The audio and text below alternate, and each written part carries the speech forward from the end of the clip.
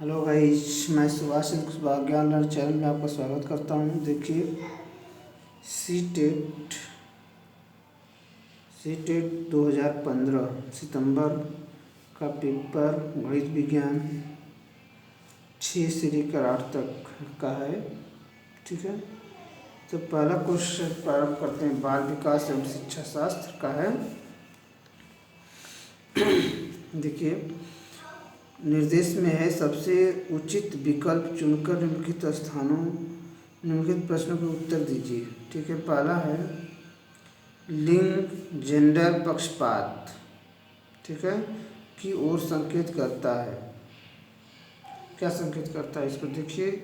पहला क्वेश्चन, सांस्कृतिक आवृत्तियों के कारण अपेक्षाओं पर आधारित लड़कों लड़कियों में भिन्न व्यवहार करना। ठीक है, दूसरा व्यवहारिक आनुवंशिक विभिन्नताएं जो लड़कों लड़कियों में मौजूद हैं।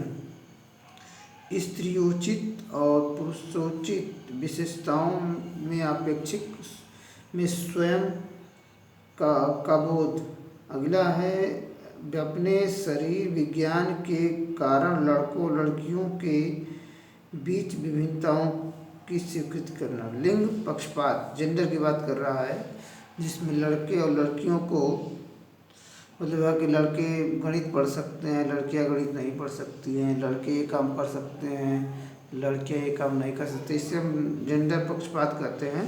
तो हमारा इसमें पहला विकल्प सही होगा। सांस्कृतिक आवृत्तियों के कारण अपेक्षाओं पर आधारित लड़कों लड़कियों में भिन्न व्यवहार करना। ठीक है, अगला प्रश्न दूसरा है, एक उच्च प्राथमिक विद्यालय में शिक्षक के रूप में आप के पास कक्षा में कुछ ऐसे बच्चे हैं जो प्रथम पीढ़ी के रूप में विद्यालय आ रहे हैं। आपके द्वारा निम्नलिखित में से किसे किए जाने की संभावना है।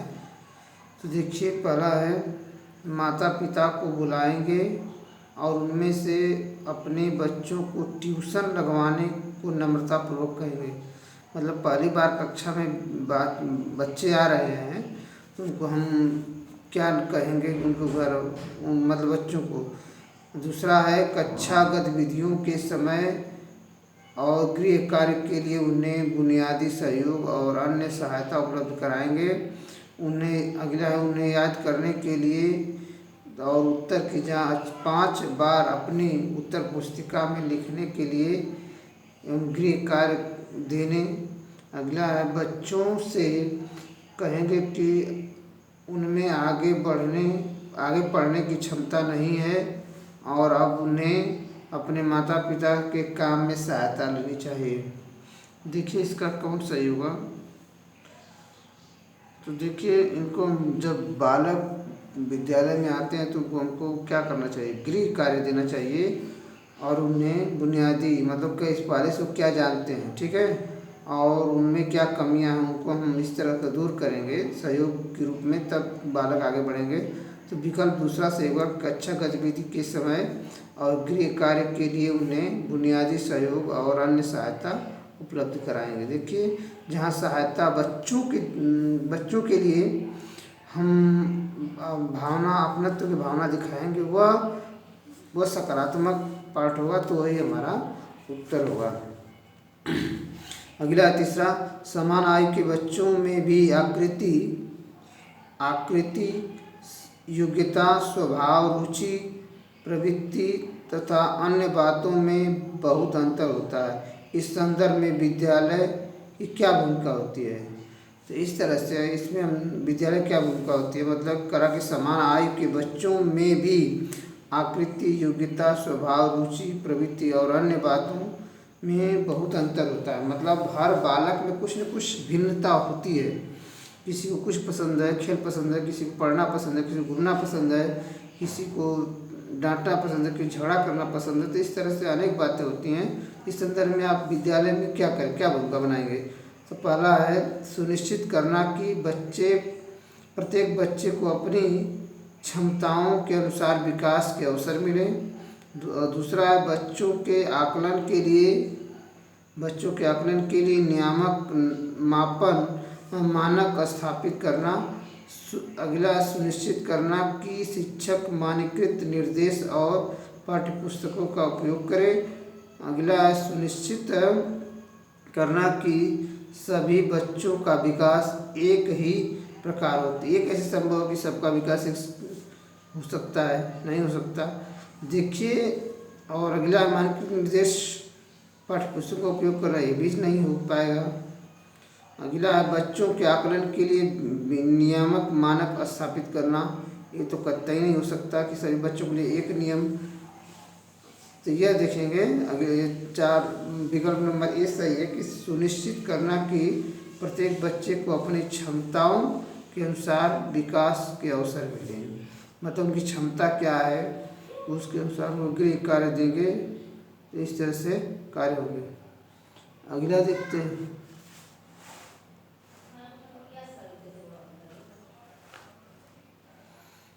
प्रश्न 4 नंबर, एक समावेशी कक्षा में किसी शिक्षिका की सबसे महत्वपूर्ण भूमिका क्या है? महत्वपूर्ण भूमिका पूछ रहा है। समावेशी कक्षा किसे कहते हैं? समावेशी कक्षा में जिसमें सभी तरह के बालक होते हैं, उनको समान अवसर प्रदान किए जाते हैं, समान शिक्षा दी जाती है, तो उनको हम समावेशी शिक्षा कहते हैं। ठीक है, तो इसमें विकल्प है कि ए, कक्षा के लिए ऐसी योजना बनाना कि प्रत्येक बच्चा समान गति से आगे बढ़े। ठीक है। 5वां का चौथा में देखिए क्या सही है। अगला, यह सुनिश्चित करना कि शिक्षिका कक्षा को मानक निर्देश दे रही है। बच्चे के माता पिता के व्यवसाय को जानना ताकि शिक्षिका बच्चे के भावी व्यवसाय को जान सके। अगला, सुनिश्चित करना कि प्रत्येक बच्चे को अपनी संभावना को प्राप्त करने का अवसर मिले। देखिए, अवसर जहाँ कह दिया यही विकल्प सही है। ठीक है, चौथा विकल्प, अवसर मिले, जहाँ बालक को अधिक से अधिक हम अवसर देंगे कार्य करने के लिए, वही हमारा आंसर हुआ। विकल्प नंबर डी सही है। अगला 5वां है कि अपनी कक्षा के बच्चों को अपनी अवधारणाओं को बदलने में आप किस प्रकार सहायता करेंगे? कहा कि अपनी कक्षा के बच्चों को उनकी अभिक्षमताओं को बदलने के लिए किस प्रकार की सहायता करेंगे? तो विकल्प है, अवधारणाओं के बारे में बच्चों को अपनी समझ को व्यक्त करने का अवसर दें। देखिए, यहाँ भी अवसर आ गया, यही विकल्प सही है।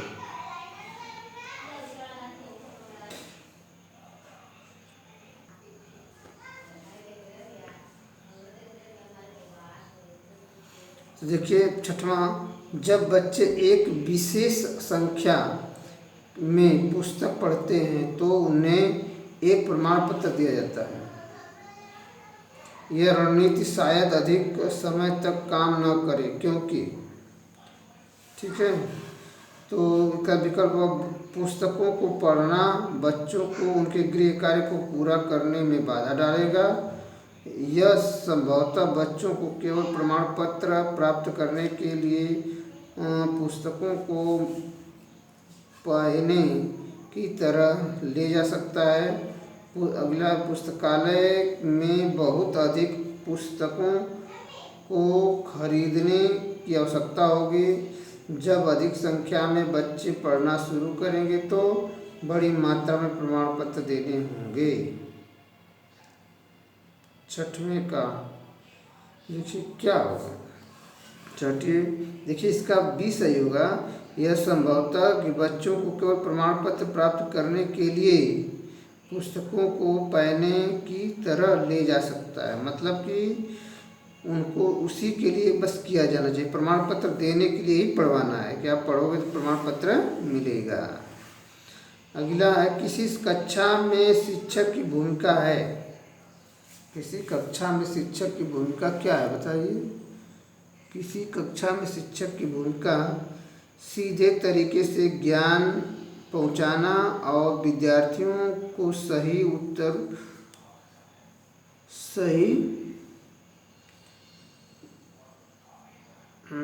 उत्तरों के लिए तैयार करना। अगला, समय सारणी का कठोरता से पालन करना और पाठ्यक्रम में बंधे रहना। सीधे सीखने की विश्वसनीय स्थितियाँ जुटाना और शिक्षार्थियों को स्वतंत्र चिंतन की सुविधा देना। अगला है अपने ज्ञान से विद्यार्थियों को परिपूर्ण करना, उन्हें परीक्षा के लिए तैयार करना। देखिए 7 नंबर का कौन सा ये इसमें बता रहा है कि सीखने की विश्वसनीयता, स्थितियाँ जुटाना और शिक्षार्थियों को स्वतंत्र चिंतन की सुविधा देना। मतलब यहाँ भी अवसर है कि बालक को हम सोचने समझने की क्षमता दे रहे हैं। ठीक है, अगला प्रश्न देखिए,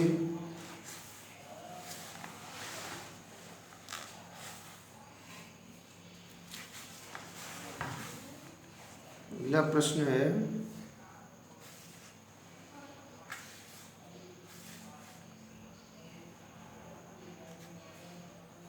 निम्नलिखित में से कौन सा कथन बच्चों की त्रुटियों के संबंध में सबसे उपयुक्त है। ठीक है, सबसे उपयुक्त कौन है यह बताना है। तो बच्चों की गलतियों एवं गलतियाँ एवं खिड़की के समान होती हैं, यह जानने के लिए कि वे किस प्रकार सोचते हैं। गलतियों से बचने के लिए बच्चों को शिक्षक का अनुकरण करना चाहिए। अगला है बच्चों की गलतियों को गंभीरता से लिया जाना चाहिए और उन्हें कठोर दंड दिया जाना चाहिए। वे गलतियाँ न दोहराएं। बच्चे गलतियाँ करते हैं क्योंकि उनमें विचार करने की क्षमता नहीं होती है। तो देखिए कारक त्रुटि के संबंध में उपयुक्त कौन है। तो 8वां का ए सही होगा, क्योंकि बच्चों की गलतियाँ एवं खिड़की के समान है कि यह जानने के लिए कि वे किस प्रकार सोचते हैं। ठीक, मतलब कैसे कार्य करते हैं, किस प्रकार सोचते हैं, तो यह जानना जरूरी है, ये सही होगा। अगला 9 नंबर, आकलन शिक्षण अधिगम प्रक्रिया का अभिन्न अंग है, क्योंकि आकलन शिक्षण प्रक्रिया का अभिन्न अंग है। मतलब आकलन का मतलब वही उनसे परीक्षा लेना या और कुछ पूछना, यही सब आकलन होता है। बच्चों को अंक दिए जाने चाहिए ताकि वे समझ सकें कि अपने सहपाठियों की तुलना से कहाँ पर हैं। अगला है आकलन से अध्यापक बच्चों के अधिगम को समझता है और उसके अपने शिक्षक की प्रतिपुष्टि भी करता है। अगला आकलन की एकमात्र तरीका है जो आश्वस्त करता है कि शिक्षकों को पढ़ाया जाए और बच्चों ने सीखा। ठीक है, बच्चों ने सीखा। तो इसका विकल्प नंबर 20 सही है। आकलन से अध्यापक बच्चों के अधिगम को समझता है और उसके अपने शिक्षक की प्रतिपुष्टि करता है। ठीक है, 10वां है पाठ्यचर्या ऐसी हो जो पाठ्यपुस्तक के ज्ञान को पुनः प्रस्तुत करने के स्थान पर बच्चों को अपनी आवाज़ें पाने कार्य के लिए अपनी जिज्ञासा का पोषण करने, प्रश्न पूछने और जांच पड़ताल करने तथा अपने अनुभवों को बांटने तथा विद्यालय के ज्ञान के साथ जोड़ने की समझ बनाए। देखिए तो इसमें क्या है कि राष्ट्रीय पाठ्यचर्या की रूपरेखा 2005 पृष्ठ 13 पर पृष्ठभूमि में एक शिक्षक की प्राथमिकता भूमिका क्या होनी चाहिए, ये प्रश्न पूछा जा रहा है। तो इसमें हमारा विकल्प सही है 10 में सही है बी, कि बच्चों को उनकी अपनी समझ और अपने ज्ञान का साझा करने के पर्याप्त अवसर दिए जाए। देखिए यहाँ भी अवसर की बात कर रहा है, तो अवसर वाला प्रश्न सभी सही होंगे, क्योंकि समय कम है इसलिए ज़्यादा विकल्प नहीं पढ़ पा रहे हैं, इसलिए कम ही पढ़ेंगे। और देखिए कहाँ तक पहुँच सकते हैं, क्योंकि समय लंबी ज़्यादा वीडियो हो जाएगी तो लोग देखते भी नहीं हैं। और जानने के लिए फिर अगली वीडियो में दे देंगे शेष बचा हुआ प्रश्न। अगला, बच्चों को अपने आकलन के प्रयास करने हेतु प्रोत्साहित करने के लिए शिक्षकों को फिर डांट की आवश्यकता होती है। बच्चों को डांटने, बच्चों को नियंत्रण में रखने, बच्चों के साथ तुलना करने, बच्चों को प्रेरित करने। देखिए इसमें जहाँ प्रेरित की बात आ जाए वही विकल्प सही है, डी सही। इसमें 11 नंबर का डी सही है। और अगला है देखिए अगला है कि भावनाओं अधिकम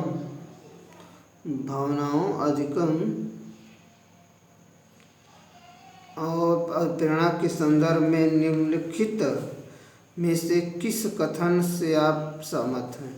कुछ नया सीखने इस पर निर्भर करता है कि उसमें हम कितने निपुण हैं।